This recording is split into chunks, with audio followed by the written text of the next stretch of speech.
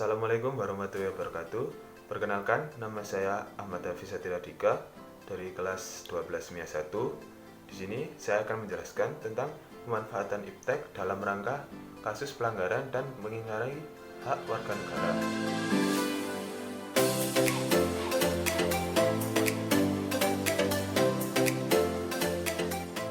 Makna, hak, dan kewajiban warga negara. Perlu diketahui, pengertian warga negara adalah penduduk sebuah negara atau bangsa yang berdasarkan keturunan, tempat kelahiran, dan sebagainya mempunyai kewajiban dan hak penuh sebagai seorang warga dari negara itu.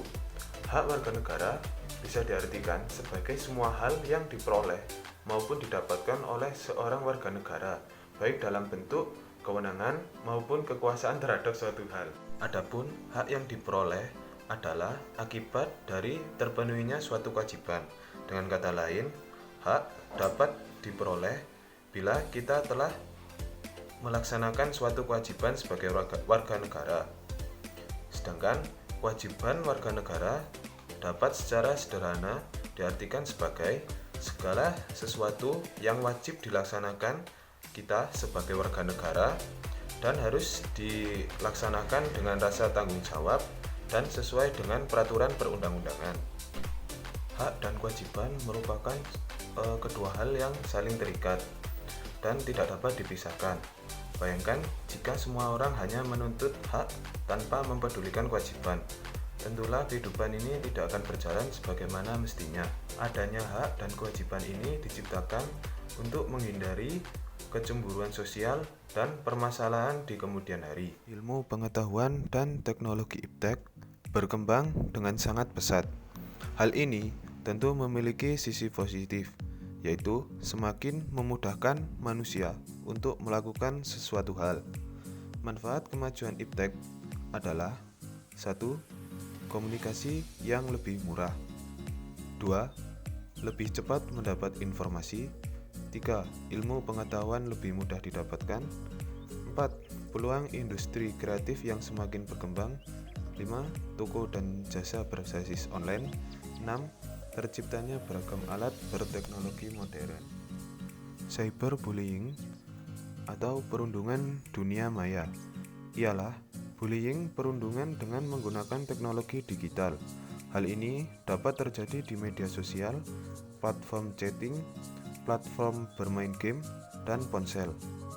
Cyberbullying merupakan perilaku berulang yang ditujukan untuk menakuti, membuat marah, atau mempermalukan mereka yang menjadi sasaran.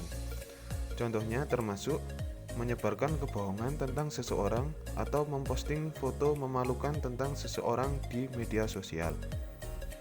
Meniru atau mengatasnamakan seseorang, misalnya dengan akun palsu atau masuk melalui akun seseorang dan mengirim pesan jahat kepada orang lain atas nama mereka. Dan yang paling sering adalah mengirim pesan atau ancaman yang menyakiti melalui platform chatting, menuliskan kata-kata menyakitkan pada kolom komentar media sosial, atau memposting sesuatu yang memalukan dan menyakitkan. Dampak cyberbullying antara lain yaitu: yang pertama, korban akan merasa dipermalukan. Yang kedua, korban akan merasa stres dan depresi.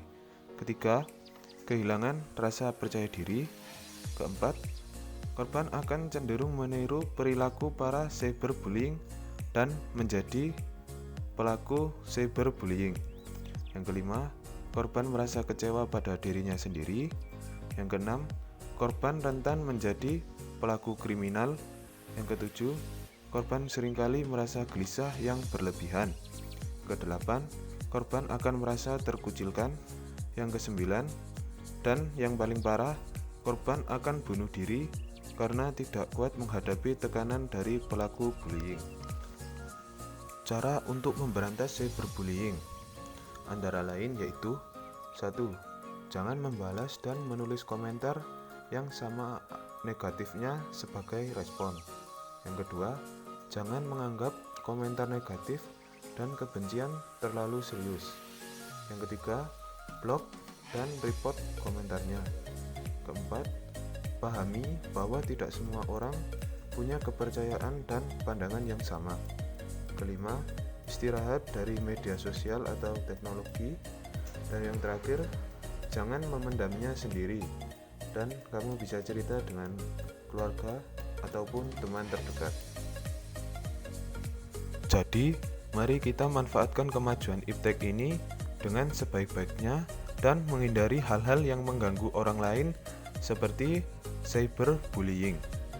Sekian penjelasan dari saya, semoga bisa bermanfaat bagi kita semua.